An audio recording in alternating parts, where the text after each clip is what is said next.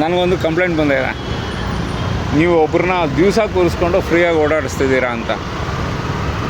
ನಿಜವಾಗ್ಲು ಯಾರನ್ನಂತ ನೀವೇ ಹೇಳಬೇಕು. ಹಾಂ, ಇದು ಎಲೆಕ್ಟ್ರಿಕ್ ಗಾಡಿ ತಾನೇ? ನೋಡಿದ್ರೆ ಎಲೆಕ್ಟ್ರಿಕ್ ಗಾಡಿ ಅಂದ್ಬಿಟ್ಟು ನೀವು ಈ ಥರ ಫ್ರೀಯಾಗೆಲ್ಲ ಓಡಿಸ್ತಾರೆ. ನಮಗೂ ಒಂದು ಅವಕಾಶ ಕೊಡಬೇಕಪ್ಪ ಫ್ರೀಯಾಗಿ ಓಡಾಡೋಕ್ಕೆ. ಬರ್ತೀರಾ? ಓ ಸೂಪರ್, ಅಷ್ಟು ಹೇಳಿದ್ರಲ್ಲ. ಯಾರು ಗೊತ್ತಾ ಫ್ರೀಯಾಗಿ ಬಿಟ್ಟಿರೋದು ನೀವು?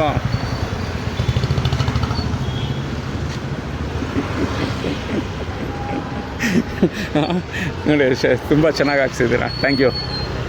ಹ್ಞೂ, ನಾನು ಈವರೆಗೂ 2600 ಮೂರ್ತಿಗಳ ಮೇಲೆ ಮಾಡಿದ್ದೀನಿ. ಈ 5 ಇಂಚಿದು ಮೂರ್ತಿಗಳು ಮಾಡಿ ಅವಾರ್ಡ್ ಫಂಕ್ಷನ್ಗಳಲ್ಲಿ ಕೊಡ್ತಾಯಿರ್ತೀನಿ. ನಾನು ಈ ಥರ ಎಲ್ಲ ನೋಡಿದಾಗ ಬರೀ ಪುನೀತ್ ರಾಜ್ಕುಮಾರ್ ಅಂತಲೇ ಅಲ್ಲ, ಬೇರೆಯವ್ರದ್ದು ಕೂಡ ನೋಡಿದಾಗ ಶಂಕರ್ನಾಗಾಗಲಿ ಅಥವಾ ದರ್ಶನ್ದಾಗಲಿ ಅಥವಾ ಸುದೀಪ್ದಾಗಲಿ ಯಾವುದು ಕಾಣಿಸಿದ್ರೂ ನಾವು ಮಾಡ್ತಾಯಿರ್ತೀವಿ.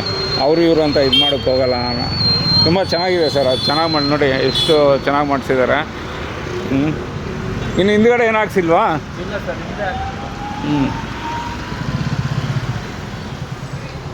ನಾನು ಸುಮಾರು ನಮ್ಮ ಕನ್ನಡ ಚಿತ್ರರಂಗನ ನೋಡಬೇಕಂದ್ರೆ ಆಟೋದವರೇ ಜಾಸ್ತಿ ಹಾಕಿರೋದು. ಇನ್ನು ಹಾಂ ಹಂಗೆ ಒಟ್ಟೆ ಮಗಳನ್ನ ಖುಷಿ ಮಾಡೋಕ್ಕೋಸ್ಕರ ಅಲ್ಲಿ ಹಾಕ್ಸಿದ್ರಿ.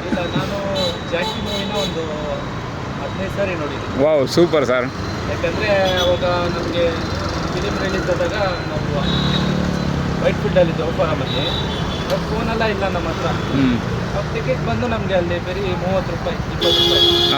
ನೈಟಲ್ಲಿ ಕೆಲಸ ಮುಗಿಸ್ಕೊಂಡು ಹೋದರೆ ಅಲ್ಲಿ ಕುತ್ಕೊಂಡು ನೋಡೋದು ಸ್ವಲ್ಪ ತಿಂಗಳಿಗೊಂದು ವಾರದಲ್ಲಿ 2 ದಿವಸ ಹೋಗ್ಬಿಡ್ತು. ಆ ಥಿಯೇಟ್ರಲ್ಲೇ ಸುಮಾರು ಒಂದು 50 ದಿವಸನೇ ಹೋಗ್ಬಿಟ್ಟು. ಓಕೆ, ಯಾವ ಥಿಯೇಟ್ರ್ ಸರ್ ಅದು? ಯಾತ್ರ ಇಲ್ಲ, ಅದೇ ಓಫಾರಂ ಹತ್ರ. ಸರಿ, ಆಗಲಿ, ಒಳ್ಳೆಯದಾಗಲಿ. ಸ್ವಲ್ಪ ಹಿರಿಯರು ಬಂದಾಗ, ಕನ್ನಡ ಹೋರಾಟಗಾರರು ಯಾರು ಬಂದಾಗ ನಿಮ್ಮ ಗಮನಕ್ಕೆ ಬಂದಲ್ಲಿ ಇಂಥವ್ರು ಅಂಥವ್ರು ಅಂತಂದರೆ ಸ್ವಲ್ಪ ಕಮ್ಮಿಗೆ ಇದು ಮಾಡಿ. ಈಗ ಏನಾಗುತ್ತೆ ಗೊತ್ತಾ, ಏನಂದರೆ ಈಗ ನೀವೂ ಕೂಡ ದುಡಿಬೇಕು, ಏನೋ ರೆಂಟ್ ಕಟ್ಟಬೇಕು, ಸ್ಕೂಲ್.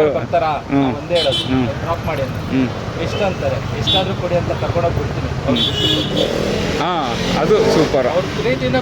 ತಮ್ಮ ಹೆಸರು ಸರ್? ರಾಘವೇಂದ್ರ ಸರ್, ತುಂಬ ಥ್ಯಾಂಕ್ಸು.